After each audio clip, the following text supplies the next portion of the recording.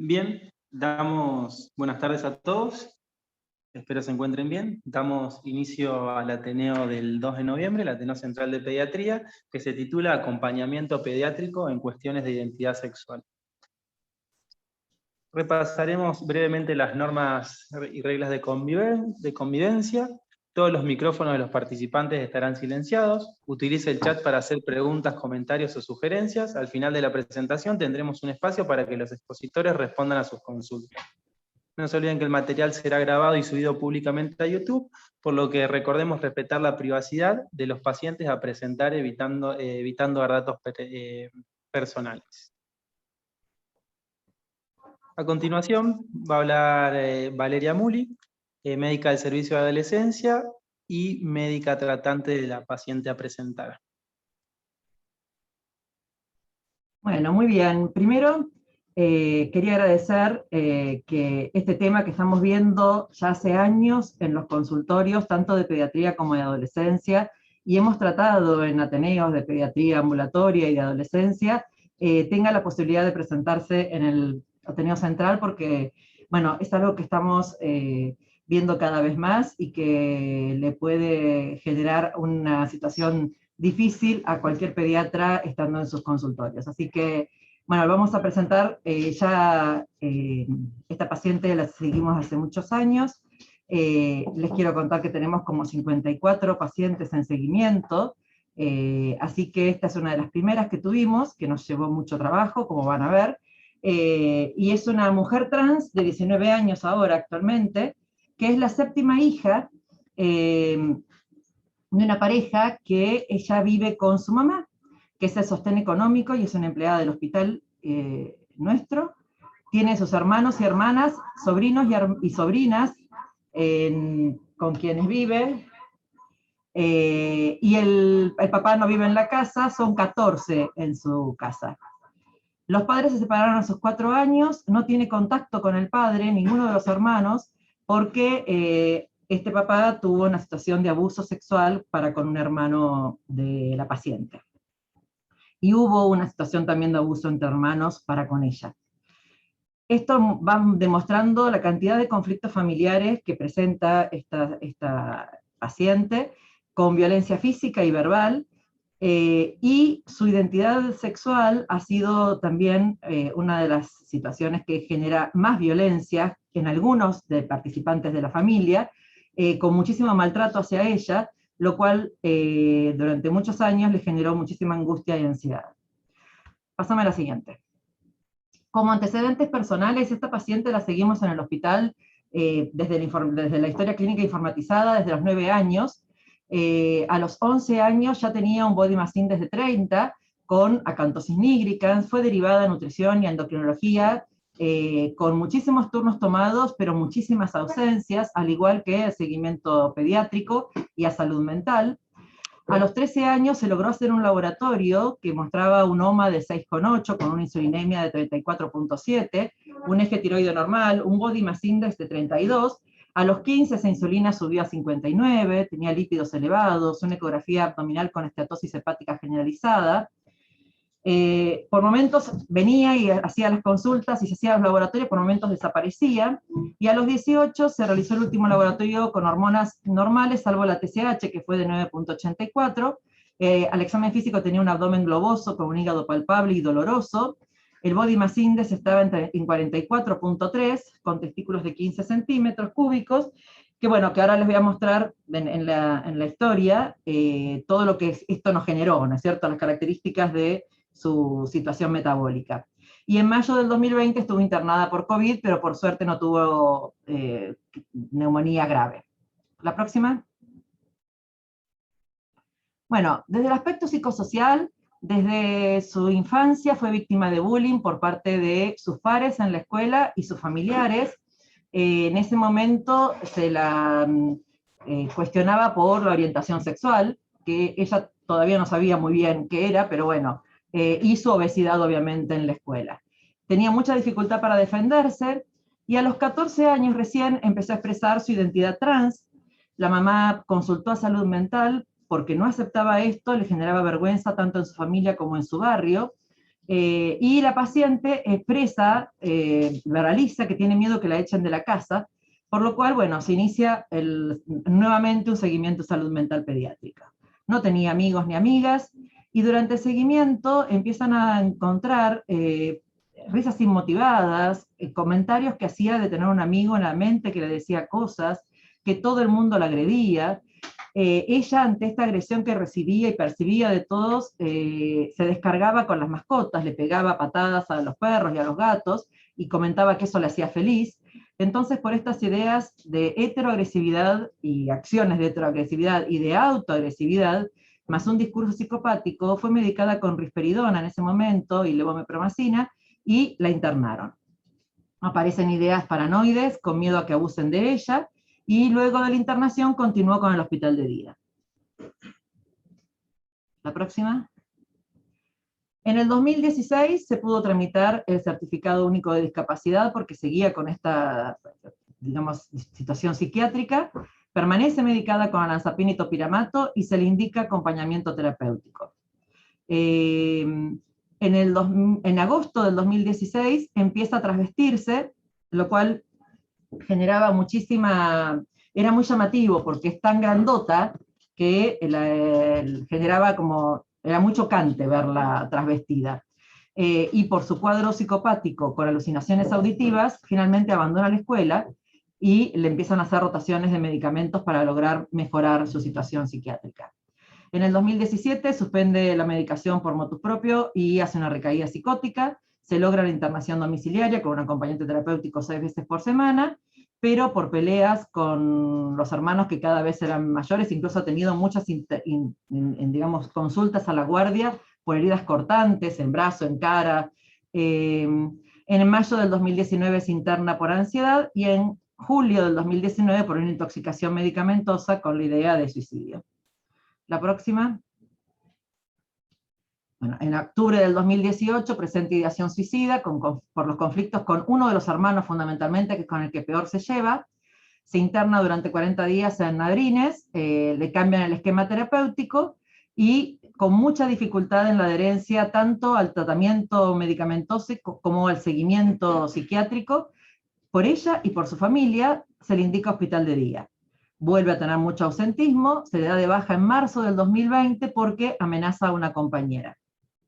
Bueno, en total tuvo 4 internaciones psiquiátricas, y en este transcurso del tiempo pasó a psiquiatría de adultos, que también fue toda una situación a acompañar. Desde mayo del 2021 está en seguimiento en psicología y psiquiatría de adultos, con una adherencia bastante mejor a la que tuvo durante la parte pediátrica, tanto al tratamiento medicamentoso, que ya quedó con valproico, biperidona y risperidona, como a las consultas. Si bien sigue teniendo ausentismo, bueno, es más el seguimiento que las ausencias.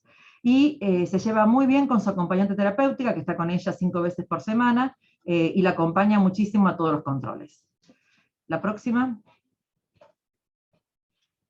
Desde el aspecto escolar, por lo que les comenté, repitió 2 veces cuarto grado, tenía muchas dificultades para la atención y la concentración, y por la relación con sus pares y su situación de bullying, y luego su cuadro psiquiátrico le imposibilitó continuar una escolaridad adecuada. En el 2017 pudo cursar tercer año en el Mariano Acosta, que lo que tuvo de bueno fue que respetaron su identidad sexual, la dejaron hacer actividad física con las mujeres, pero por las ausencias y el mal rendimiento, bueno, tuvo que repetir. El colegio le ofreció entregar trabajos prácticos, facilidades para rendir, le mejoraron los contenidos, pero bueno, desaprobó. Inicia en ese momento entonces una evaluación psicopedagógica, hicieron un estudio computarizado de la atención y vieron que tenía dificultad de comprensión y de memoria y disminución en la velocidad del procesamiento. Actualmente está cursando cuarto año a distancia, no puede hacerlo presencialmente por una cuestión de que se siente muy incómoda con el grupo. Tiene una muy buena relación con los docentes, reconoce tener 2 amigas con quienes a veces sale, y participa en una agrupación estudiantil del colegio. La próxima. Desde el aspecto social, en el 2019 tuvimos una entrevista junto con Servicio Social con el Ministerio Público Tutelar, porque la situación familiar era de tal maltrato tanto físico como verbal, que le llegó al Ministerio Público una denuncia por parte de ella, y la preocupación por la situación familiar y escolar hizo que ellos vinieran bueno, un abogado vino a hablar con Servicios Sociales y con Adolescencia, y lo que también se pactó en ese momento era que, por un lado, ayudarla a que pueda seguir adelante con el colegio, y entonces a través de la Defensoría del LGTB pudieran aprobar el año y cambiar de escuela o buscar alguna otra alternativa, y planteó la posibilidad de darle alojamiento en un centro para resguardar su integridad física y emocional, como para proteger a la persona, ¿no? Que es lo que ellos habitualmente priorizan. No hizo falta, porque familiarmente la cosa se empezó a encaminar, por suerte. La próxima. Desde el aspecto endocrinológico, que después va a hablar la doctora Cuspiel, en marzo del 2018 expresó querer hacer el cambio de DNI y empezar a hormonizarse.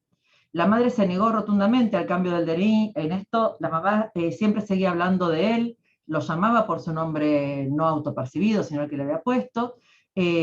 Costaba mucho trabajar porque era muy difícil ponernos de acuerdo, y obviamente estaba en contra de la hormonización. Comenzaron una terapia familiar, y lo que hicimos con endocrinología, que esto después lo va a comentar también la doctora Katsikaris, es que presentamos en Ateneo a la paciente en el equipo interdisciplinario de atención de pacientes trans que tenemos en el hospital, junto con la gente de adultos, porque las comorbilidades que tenía para iniciar el tratamiento hormonal y la edad que tenía, nos parecía que nos excedían, ¿no? Y endocrinología no tenía muy claro cómo hacer esta hormonización.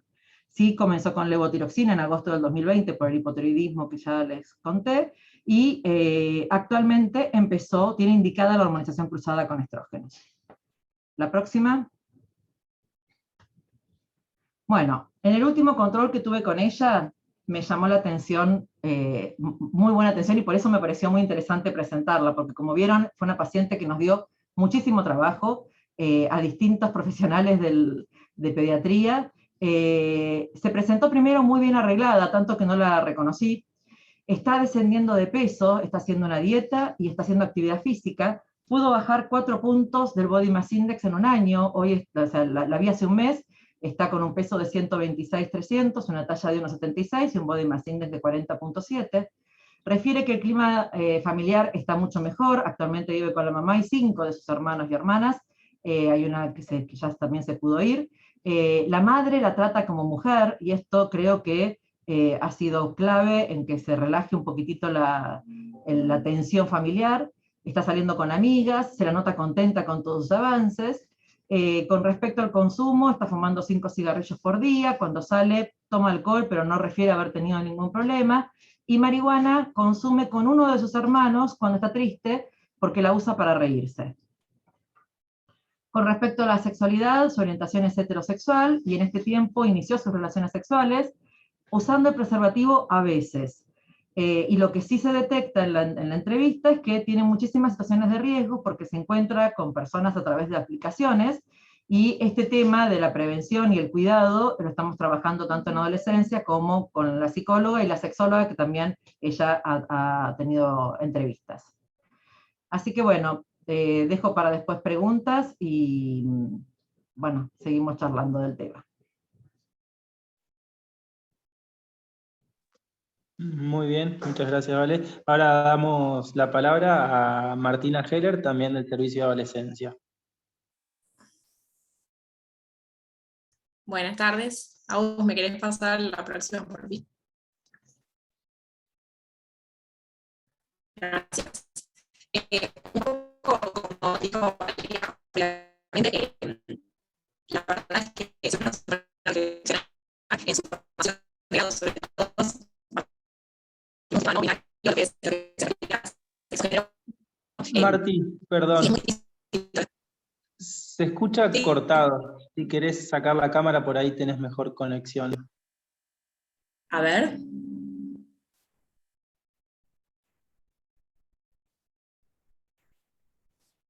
¿Ahí va mejor?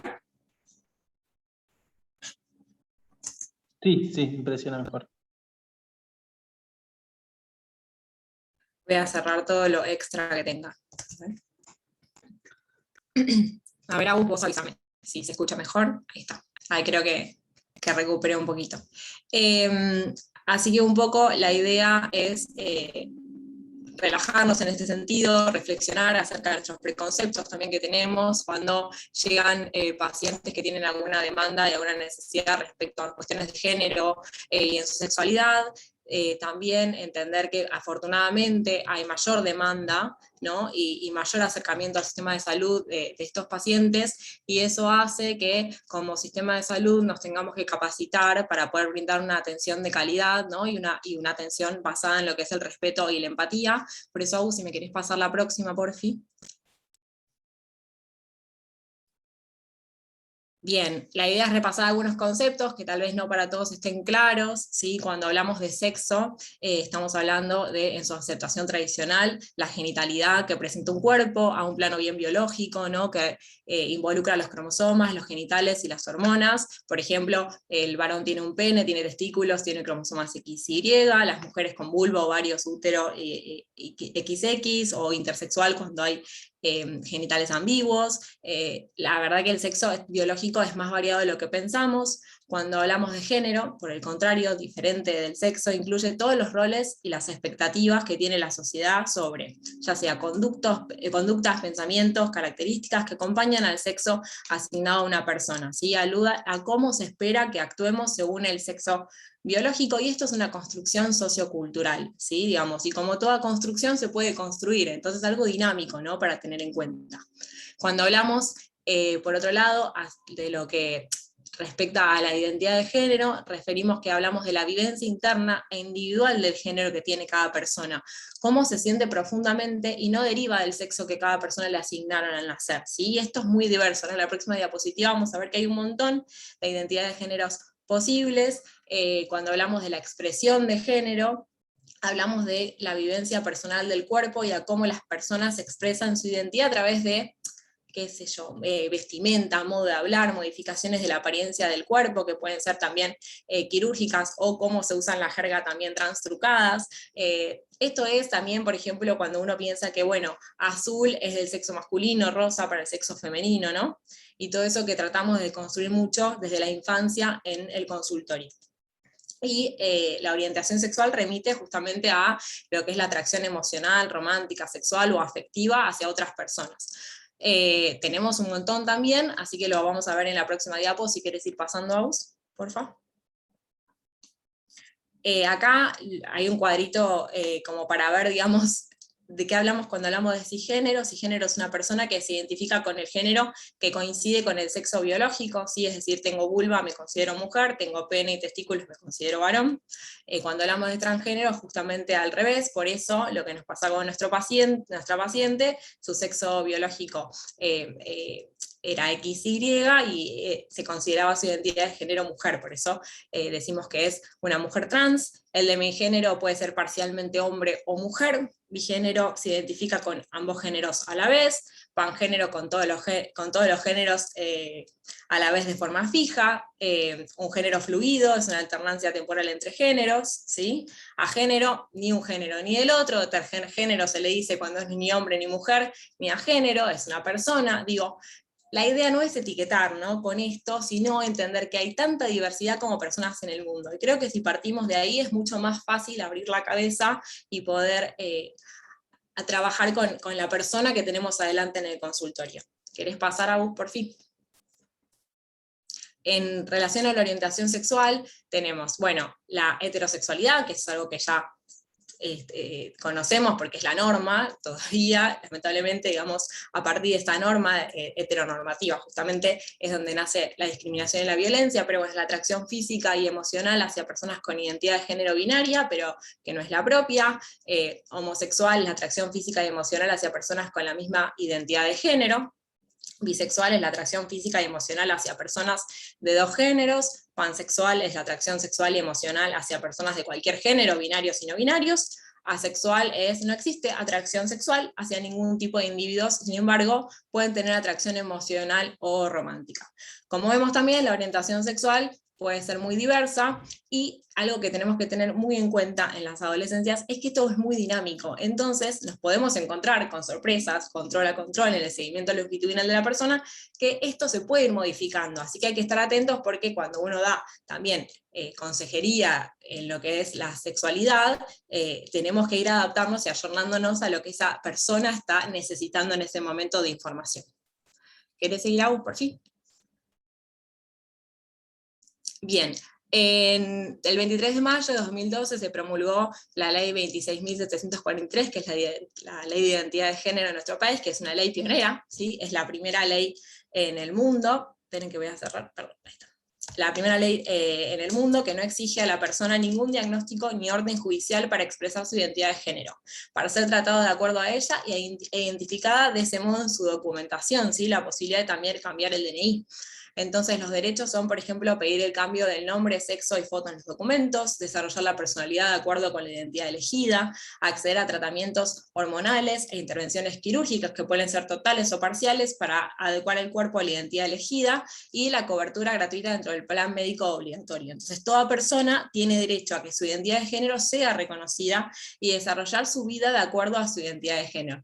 Y eso está buenísimo en lo que es materia de ley, porque es conquista de derechos, pero lamentablemente todavía queda mucho por trabajar, y creo que haber presentado esta paciente también nos acerca a la violencia y la discriminación que pueden padecer estas personas en la sociedad, y que muchas veces traen y llevan a cabo comorbilidades psicoemocionales en esa persona a lo largo de su vida.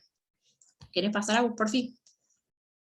Saber que como acompañar en el sistema de salud también implica dar información correcta, entonces si nos preguntan, tenemos que saber que los menores de edad pueden hacer el cambio registral del DNI, amparados por la ley de identidad de género, acompañados por el consentimiento de sus cuidadores, que pueden ser padres, madres, tutores legales. Solo se trata de un trámite que es administrativo, que no requiere la presencia de la justicia para su realización, y el cambio registral puede efectuarse sin necesidad de tener ningún tipo de educación corporal, ni hormonal, ni quirúrgica, ¿sí? Ahora sí, en los casos que niños, niñas, o sea, infancias y adolescencias estén en contradicción con lo que piensan sus cuidadores en relación al cambio de DNI, ahí deja de ser un trámite, ¿cómo se llama?, administrativo, y pasa a ser un trámite judicial, porque la justicia tiene que intervenir. Nosotros como profesionales de la salud acompañamos la firme de convicción de las infancias y las adolescencias, porque el interés superior del niño es lo que prima, por supuesto, y su bienestar. Pasa a la próxima, por favor.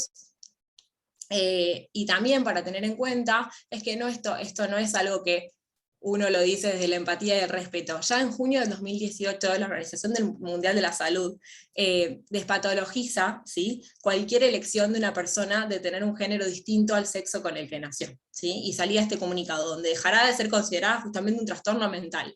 Entonces, en el CIE-10 se cambia por el CIE-11, que entra ahora en vigencia en enero de 2022, y justamente que antes se hablaba de trastornos de identidad de género, dentro de un capítulo que estaba dedicado a trastornos mentales del comportamiento, ahora en la nueva versión los problemas de identidad de género se definen como una incongruencia entre el género experimentado de una persona y el sexo asignado, ¿sí? Deja de ser algo patológico. Pasa a la próxima, por favor.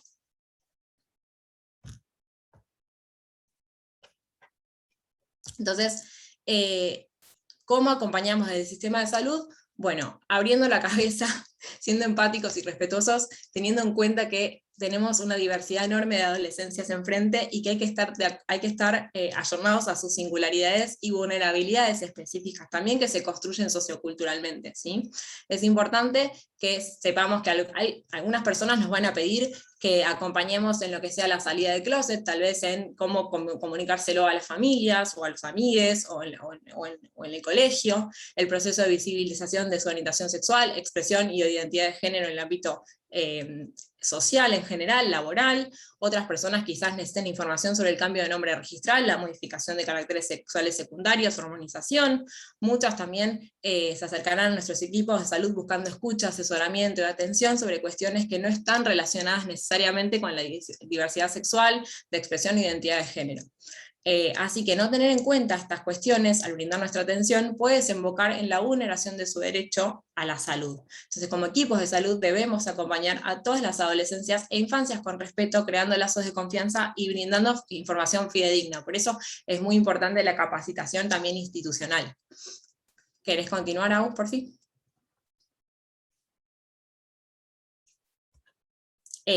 Respecto a lo que es, por ejemplo, el registro de la historia clínica del nombre autopercibido, esto también es importante, es un derecho, ¿sí? Está incluso en el artículo 12 de la Ley de Identidad de Género que nombramos previamente, y implica justamente, promueve erradicar la violencia que implican los casos en los que no se registraron cambios, por ejemplo, en el DNI, y el paciente o la paciente o el paciente quiere que lo llamen con el nombre autopercibido. No necesitamos que haya un cambio en el DNI ni que haya un trámite extra.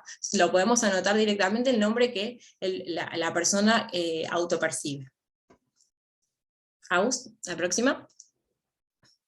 Entonces, es muy importante saber que desde el tema de salud tenemos como deber acompañar a las adolescencias e infancias en su diversidad con respeto y empatía para poder disminuir las vulnerabilidades que pueden deteriorar su calidad de vida o exponerles a riesgos de salud.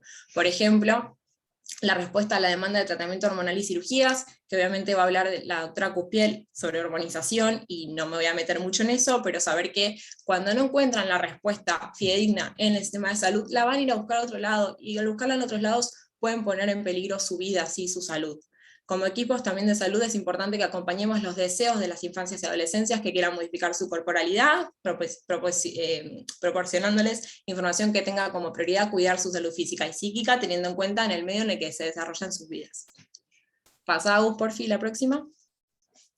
Y si vemos la guía de salud de adolescencias LGTBI+, que son las herramientas para el abordaje integral para equipos de salud, que es del Ministerio Nacional de Salud, que se publicó la segunda edición en el 2017, tenemos algunas recomendaciones generales para equipo. Y la primera, creo que también es una de las más importantes, que habla del primer paso, que es reconocernos que todas las personas hemos sido educadas en un sistema binario de sexos y géneros que plantea la heterosexualidad como norma, ¿sí? Entonces reflexionar sobre nuestros prejuicios individualmente y al interior de los equipos de salud en espacios de ateneos, como estamos haciendo hoy, y discusión institucional, es indispensable para poder ofrecer una atención de calidad y libre de discriminación, que es importante que tengamos en cuenta que es posible y comprensible debido a la histórica exclusión lamentable de la población LGTBI de los sistemas de salud. Nos encontramos a veces con pacientes que están con actitudes defensivas o elusivas durante las consultas. No lo tomemos personal, reflexionemos sobre esto para poder acercarnos y generar vínculos de confianza.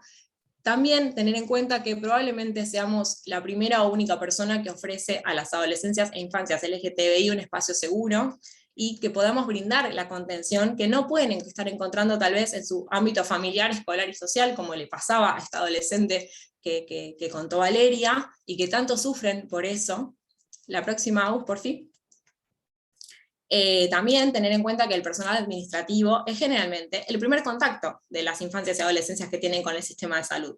Entonces es importante que para poder brindar una atención integral, también consideremos que el personal administrativo es parte del sistema de salud y también tiene que estar capacitado, ¿sí?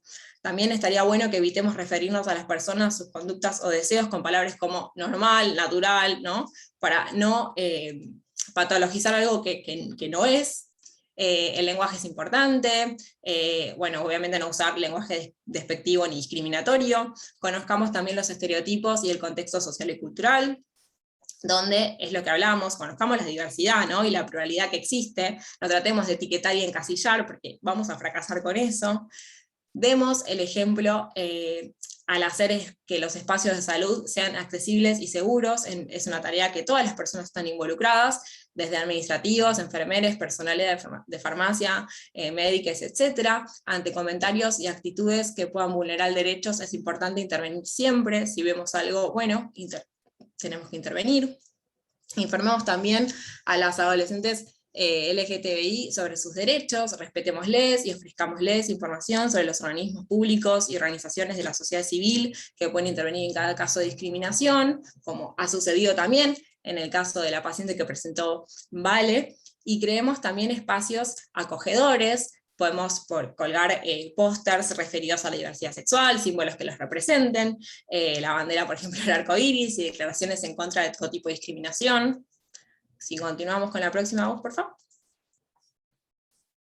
Consideremos también la posibilidad de hacer que los baños sean inclusivos y no exclusivos para hombres, mujeres cis. Esto puede ayudar a que las personas trans se sientan más cómodas durante su visita al centro de salud. Podemos revisar también que los materiales informativos y gráficos que se ofrecen en nuestros centros sean respetuosos de la diversidad sexual, o de la diversidad familiar, y de la identidad y la expresión de género. También es posible que haya personas dentro de nuestros equipos de salud que sean del colectivo LGTBI también. En caso de ser visibles dentro del equipo, su conocimiento y experiencia puede también resultar de mucha ayuda. Podemos consultarles y que eso realmente enriquezca nuestra forma de mejorar. No dudemos tampoco en solicitar el apoyo y asesoramiento de organizaciones de la sociedad civil y referentes de la comunidad. Impliquemos a toda la comunidad de salud compartiendo este y otros materiales que contengan información, recursos y experiencias, así que se agradece de nuevo este espacio para poder hacerlo. También se plantea realizar actividades en días específicos que se conmemora, que se festeja. Festejar es medio difícil, pero que se celebra siempre, que cada vez que se gana un derecho es algo para celebrar. Y anunciamos también nuestros servicios en páginas de internet o perfiles de redes sociales utilizados por las comunidades LGTBI locales para favorecer la accesibilidad de salud a las adolescencias e infancias de LGTBI, sobre todo para que sepan que el sistema de salud está dispuesto a recibirles y a tratarles de manera respetuosa y empática y acompañables. La próxima, Aus. Así que ya con eso, creo que dije todo y espero que se haya escuchado. Sí, perfecto, Marti, se escuchó muy bien, muchas gracias. Ahora damos la palabra a la doctora Katsikaris, Cristina, también del Servicio de Adolescencia.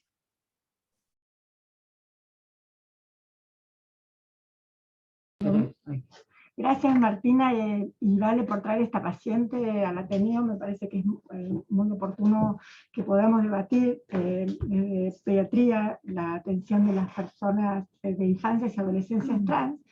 La primera, traje esta imagen.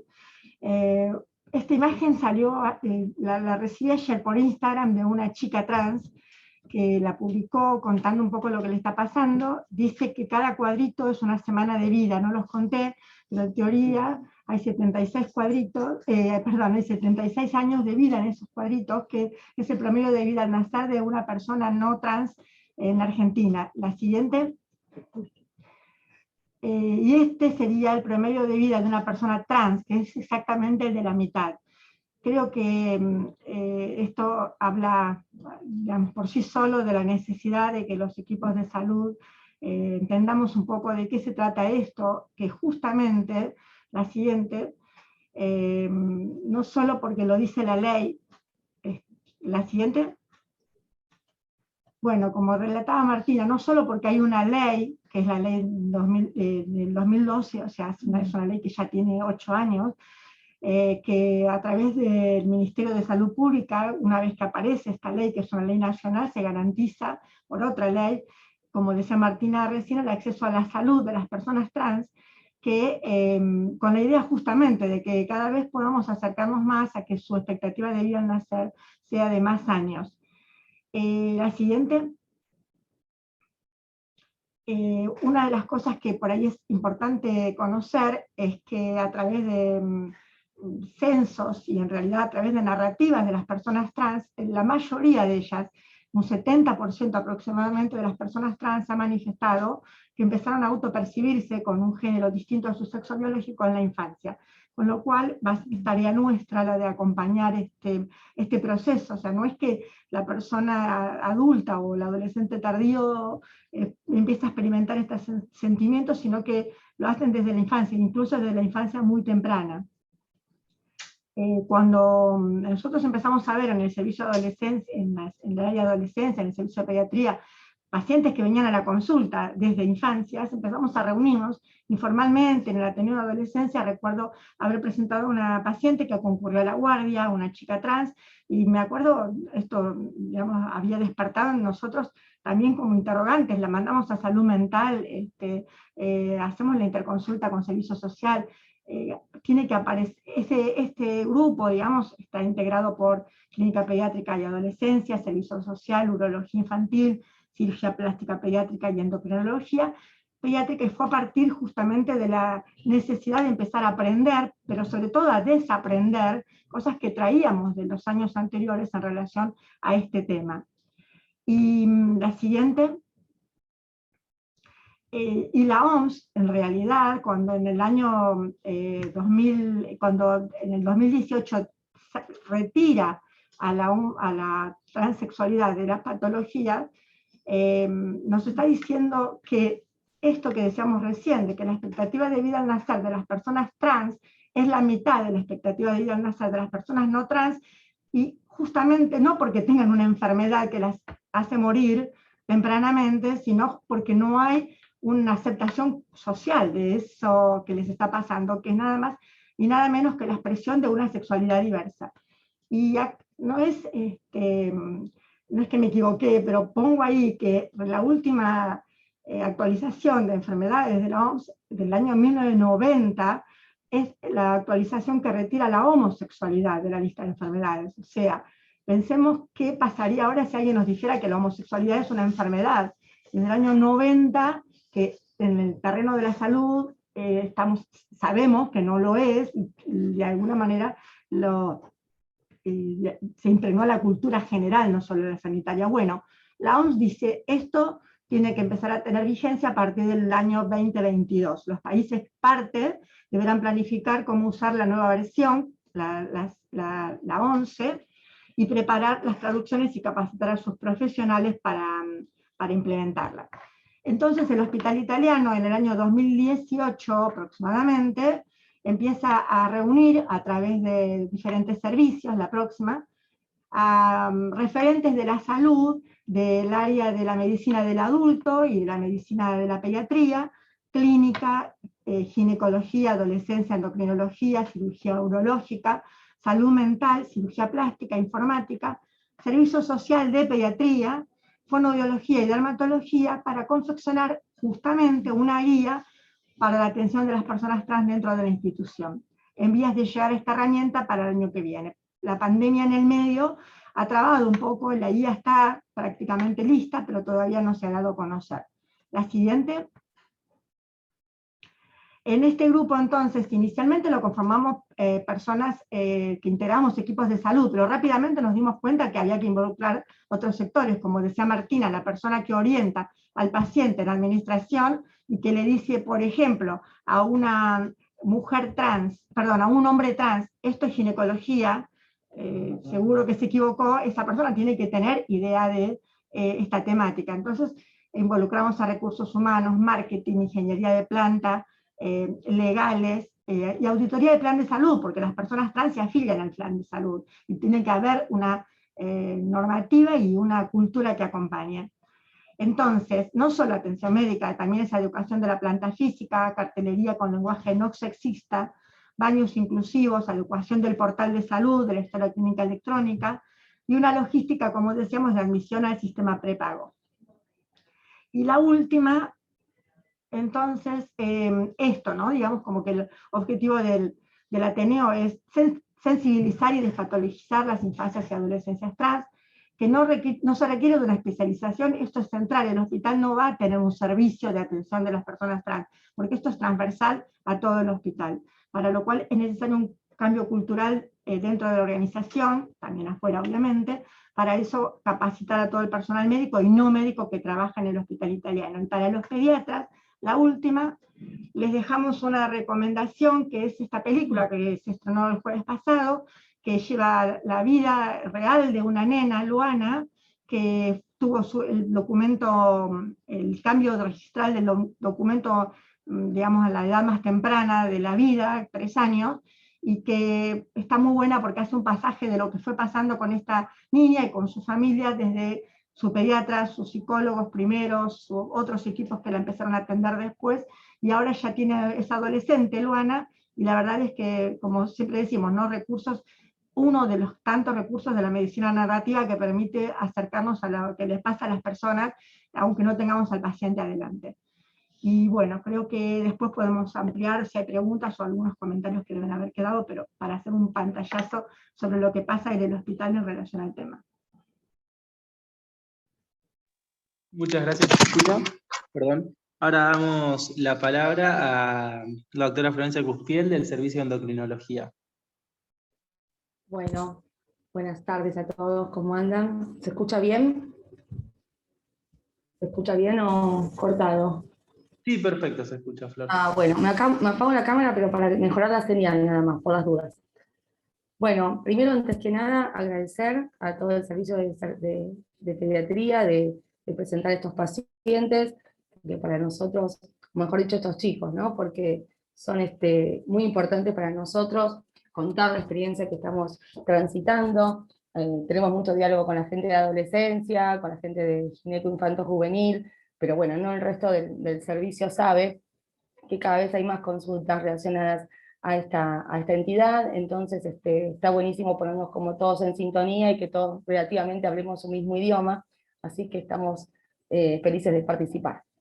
Bueno, desde el punto de vista endocrinológico, la endocrinología infantil fue una especialidad que se tuvo que ayornar, tuvo que aprender un montón de esto, así que básicamente todo lo que uno fue haciendo, fue experimentando, lo fue adquiriendo de guías que se iban publicando de forma anual, era lo último que se presentaba en algunas publicaciones, y así fue como fuimos aprendiendo más del tema.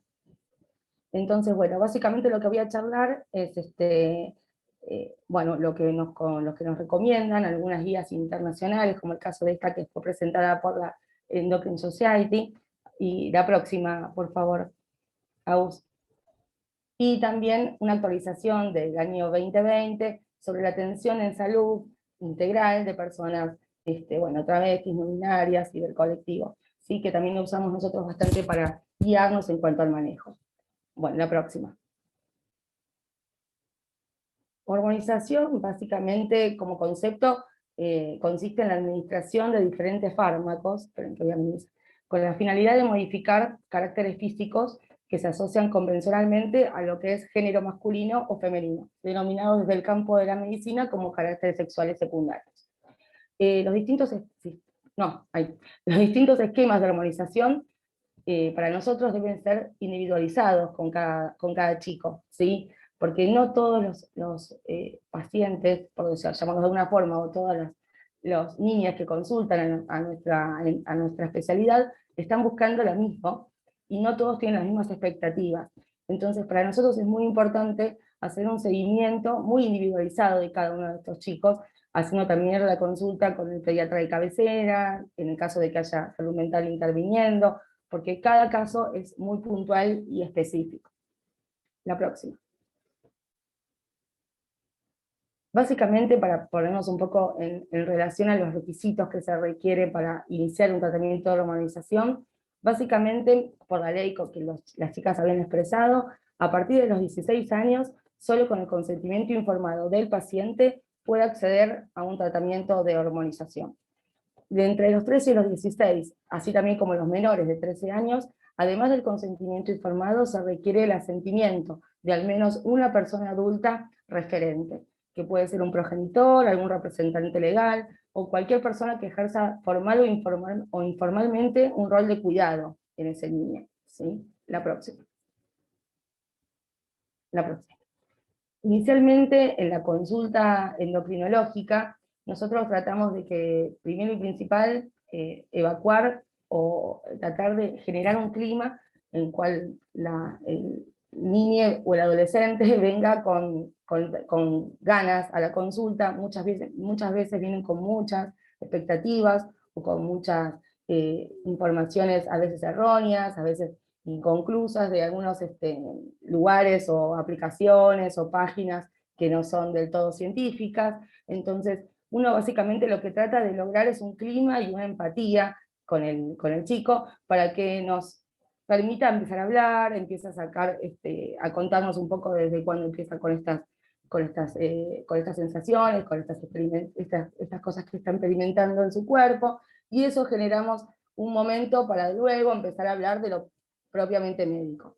Nosotros inicialmente, luego de abordar esta primera consulta, iniciamos una batería inicial que tiene que ver con dosajes hormonales, del eje gonadal, del eje del perfil androgénico y otras determinaciones endocrinológicas. Solemos pedir una edad ósea para determinar cuánto queda por crecer o estimar su talla final.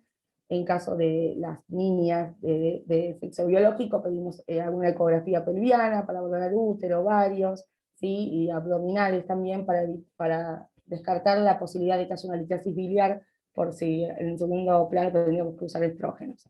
Y las guías sugieren realizar algún cariotipo para determinar el sexo cromosómico.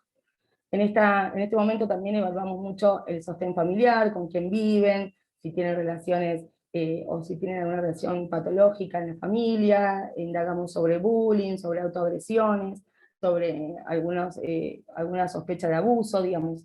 Todo esto en esta primera consulta inicial. La próxima. Y en cuanto a lo que es estrictamente tratamiento, no voy a ahondar tanto, porque ya el Ateneo va bastante avanzado, pero básicamente se trata de dos grandes grupos, digamos, los análogos de GnRH, o bloqueadores, como ellos lo llaman en la jerga, que tienen que ver con el uso de esta medicación para frenar o poner en pausa, básicamente, la producción propia hormonal de cada chico, ¿sí? Para luego en un segundo tiempo iniciar una terapia con hormonización cruzada, que sería estrógenos o testosterona. ¿Sí? La primera parte, o el análogo inicial, depende mucho del momento en que vienen a consultarnos. Idealmente, si el chico que consulta viene con un Tanner 1, uno básicamente lo que va a hacer es acompañar a la familia, acompañar en esta transición, pero no inicia ningún tipo de tratamiento. Uno iniciaría el análogo de GnRH cuando ya hay un Tanner 2, ¿sí? Ahí uno estima aproximadamente que estará bajo ese tratamiento durante año y medio o 2, para luego empezar con la terapia cruzada, donde se irá titulando las dosis de estradiol o de testosterona, de acuerdo al caso, de forma solapada. Distinto es el caso que ya viene el chico con desarrollo puberal completo, donde ya este tratamiento con análogo lo sugerimos a veces un tiempito para como poner freno a todo lo propio, y a lo mejor es mucho menos el tiempo en que se usa para luego empezar con la terapia cruzada. ¿Sí? Que las dosis son un poquito más altas y a lo mejor se logra valores de estrógenos y testosterona en adulto de forma más rápida. La próxima.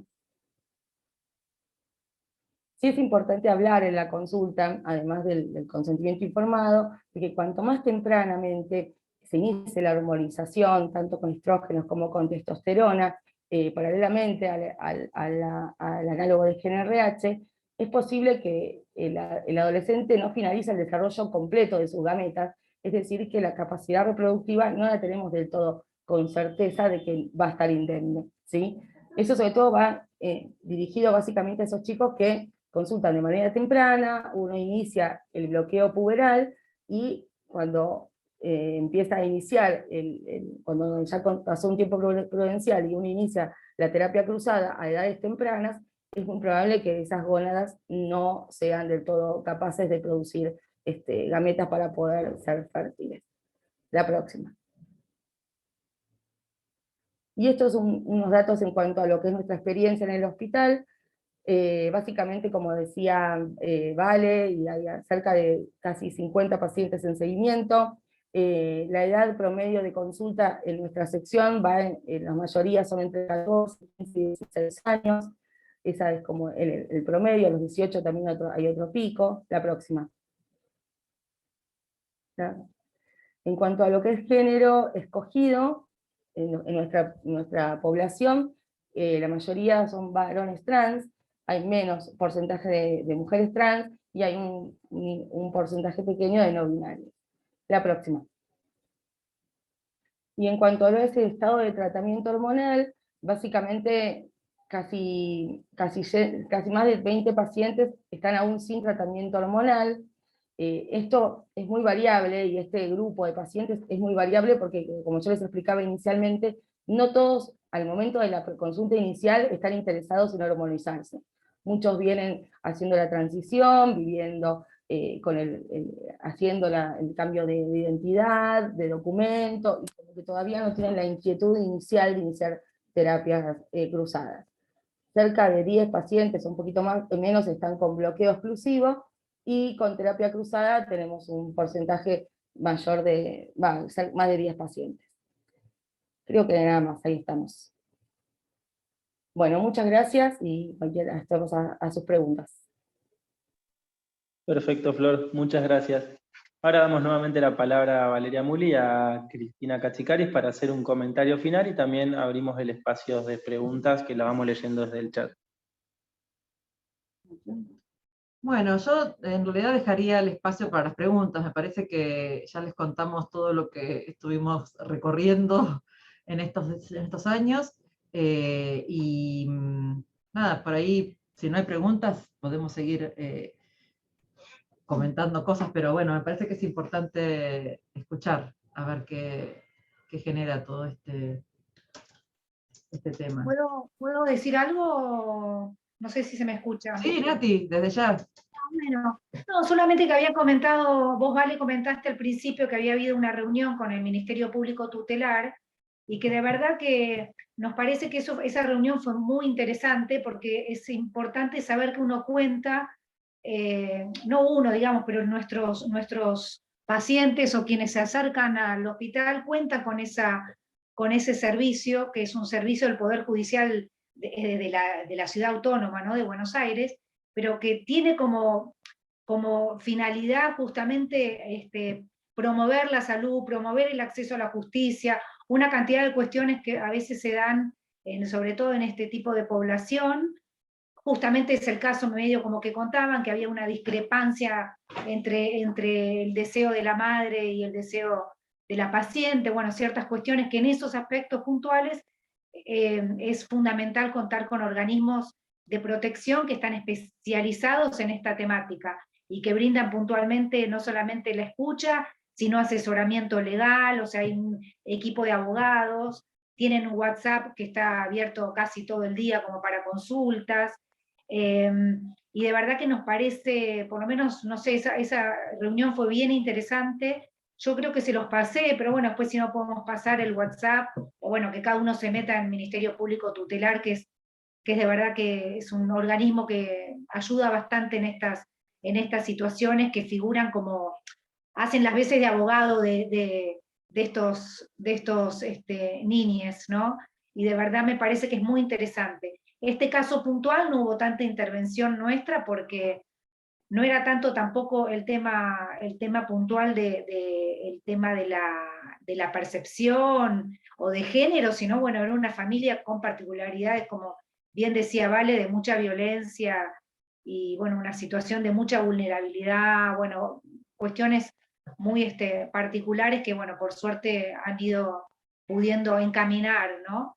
Pero me parece que lo central es eso, lo central es también lo que dijo Marti, en este caso, en relación a cuando existen estas discrepancias, bueno, está la justicia que interviene, y esta gente justamente lo que hace es brindar patrocinio jurídico gratuito, ¿no?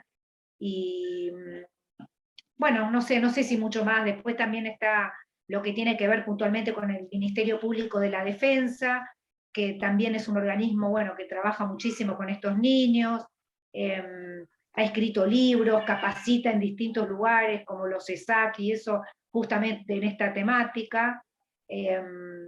Y bueno, más o menos eso, pero digo que tenemos herramientas y tenemos organismos que trabajan muy a la par con las personas que necesitan de este tipo de asesoramiento, contención, y que han venido acá, o sea que nos parece que no siempre tenemos esa facilidad y esa convocatoria, pero en este caso sí existió y fue muy buena. Nada, eso, nada más. Buenísimo, Nati, gracias.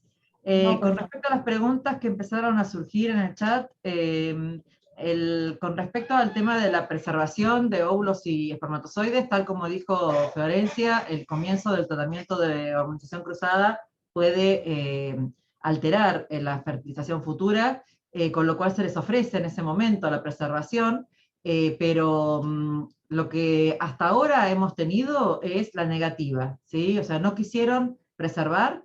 Lo que dicen es que, bueno, que en este momento están con tanto cambio interno y organizando su cuerpo, sus sensaciones, su género, que no pueden pensar en el futuro de la fertilidad y que eventualmente podrían adoptar. Así que bueno, eso es lo que es la respuesta que yo tuve de algunos pacientes a los que les pude proponer esto. Y con respecto al tema de el rol de salud mental, el rol de salud mental es el mismo que el rol que tiene para cualquier niña y adolescente. Si están mal como nuestra paciente, que estuvo realmente con muchísimas situaciones de bullying, muchísimas dificultades familiares, obviamente que es un pilar del tratamiento, pero hay muchos que no necesitan ni siquiera tener un psicólogo. Esto depende muchísimo de cómo es la aceptación familiar, de cómo es la contención familiar, el acompañamiento, que hace que la situación de la transición fluya.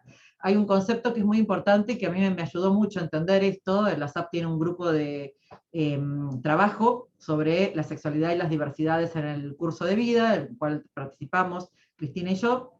Y una endocrinóloga una vez nos contó que lo que le dice a los pacientes es que, bueno, que la pubertad lleva unos años y que cuando uno quiere hacer una transición, también hay que dar ese tiempo al cuerpo, ¿no? Como que no podemos inmediatamente empezar con los tratamientos, que uno va viendo, se va haciendo una cosa así progresiva, lenta, y que eso va llevando a que todos lo puedan acompañar adecuadamente, porque para la familia también es una movida muy, muy intensa que también hay que darles tiempo. Entonces, que está todo bien, que los vamos a acompañar, que vamos haciendo todo lo que sea social y en la escuela, pero que con los tratamientos se van haciendo en la medida que, bueno, el tiempo lo requiera, ¿sí? Y estén listos. En relación a la frecuencia, a la prevalencia, 0,1%. Lo que dice la OMS es que la prevalencia estaría dentro del 0,3 al 0,5%. También es cierto que debe haber subyacente algunas personas que no han pasado, no han hecho la transición o no han salido del closet, como se dice habitualmente, con lo cual esto podría aumentar.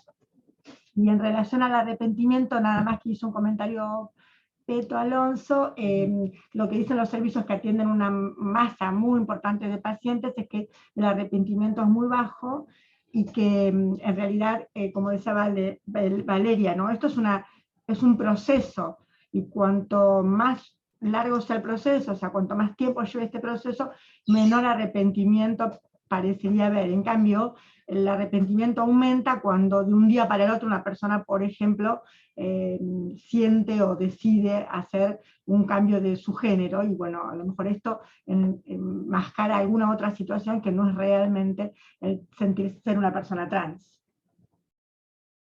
Sí,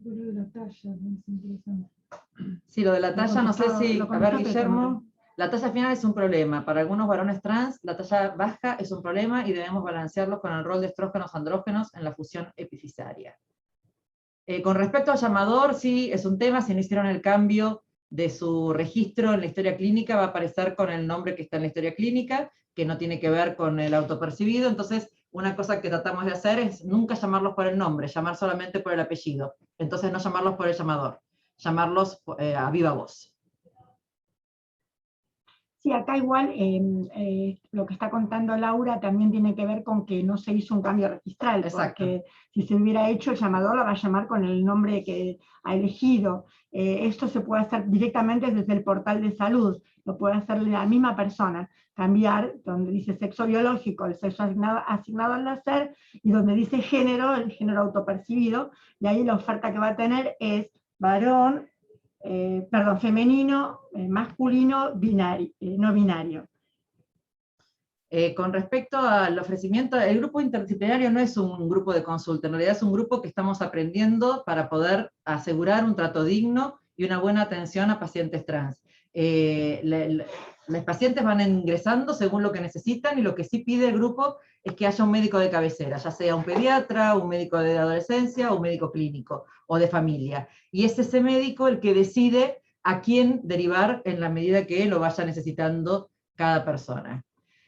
Con respecto, esto es muy interesante, con respecto a las relaciones, la mujer trans, que fue la paciente que comenté, tiene deseo y atracción por varones, con lo cual es heterosexual, ¿sí? O sea, se parte del género autopercibido para definir su orientación sexual. Como un pequeño comentario de preocupación, ¿puede ser? Sí, Laura, se puede cambiar el género, el nombre, y entre paréntesis va a quedar las iniciales del nombre anterior, si todavía no he hecho el cambio de documento. Es requisito haber hecho el cambio de documento para poder poner el nombre en el portal, no. O sea, con que haya, o sea, se puede poner el nombre que ha elegido y más adelante hacer el cambio de documento. De cualquier forma, Informática está, digamos, haciendo un trabajo para poder mejorar el registro, porque en un momento teníamos el icono de trans, que es algo muy importante que exista, porque, como decíamos, si hay un varón trans que va a ginecología y la administrativa se encuentra con el símbolo, es más claro, más fácil de entender que ese hombre trans tiene que hacerse un PAP de por vida, ¿sí? En cambio, si aparece como símbolo un varón, que es lo que está pasando hoy, cuando pueden hacer el cambio de su género autopercibido, se cambia el sexo biológico también.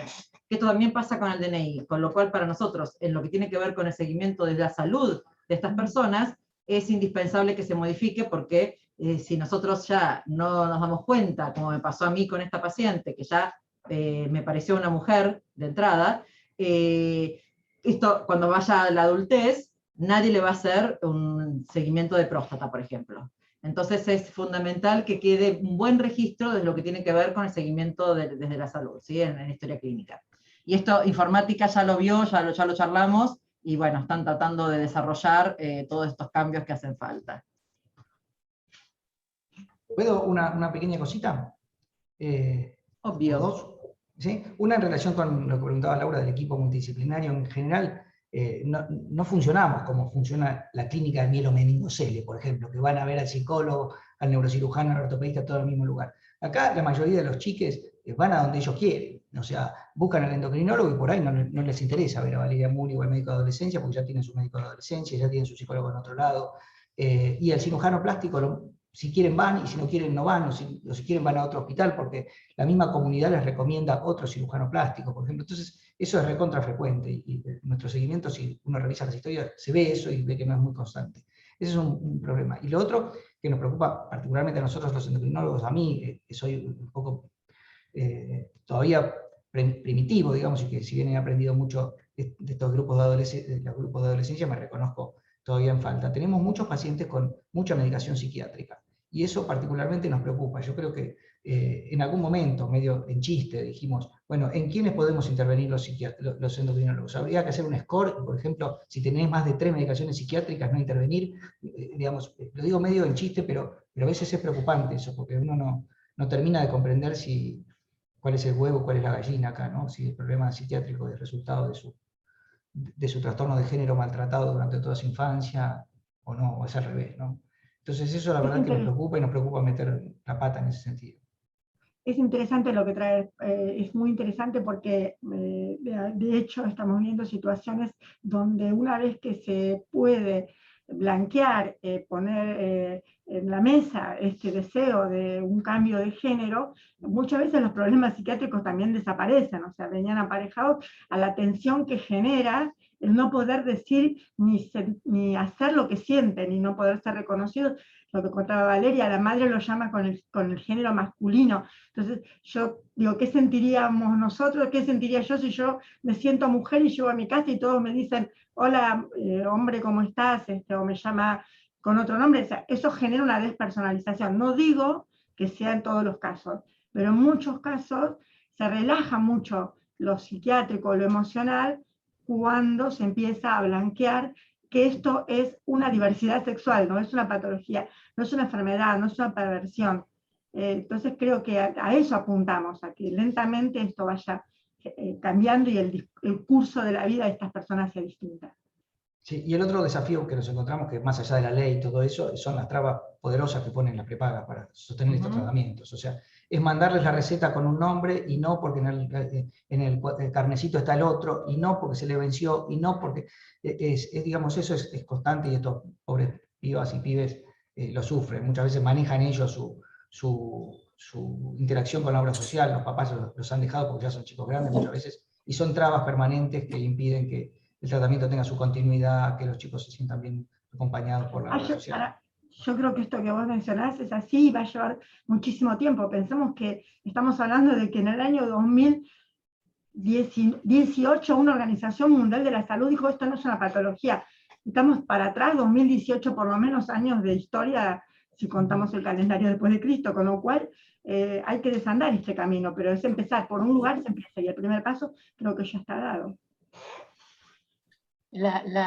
Una amiga de mi hija, que es trans y se está siguiendo en el italiano hace como 3 años, de lo que más protesta es de que sí, está todo bien, la ley, bárbaro, el italiano, estoy recontenta, pero nunca hay hormonas, y al final yo no tengo plata para pagármelas. Y el 70% de las veces la termino comprando, y al final gran parte de mi dinero del laburo que conseguí es para comprar el tratamiento. Perdón, mira Laura, la experiencia personal es que justamente el plan de salud es el que mejor se porta con todos estos pacientes, por lejos, no sé la experiencia de esa personal, pero por lejos son los que más fácilmente consiguen el análogo, que sale casi 45 lucas por mes, y son los que más fácilmente consiguen el Nevido o los estrógenos para... otras prepagas son muchísimo más duras. No sé qué habrá pasado con esta chica, pero... No, yo no sabía si era una responsabilidad del Estado o del italiano en este caso. Sinceramente no sabía. Si venía de Nación o si lo compraba acá de prepaga, no sabía. Pero bueno, gracias, Guille. Bueno, estamos sobre la hora, ¿no? Me parece como que tenemos que ir a atender. Sí, perfecto. Bueno, muchas gracias a todos por participar del Ateneo. Chao, hasta luego. Dale, nos vemos el próximo martes.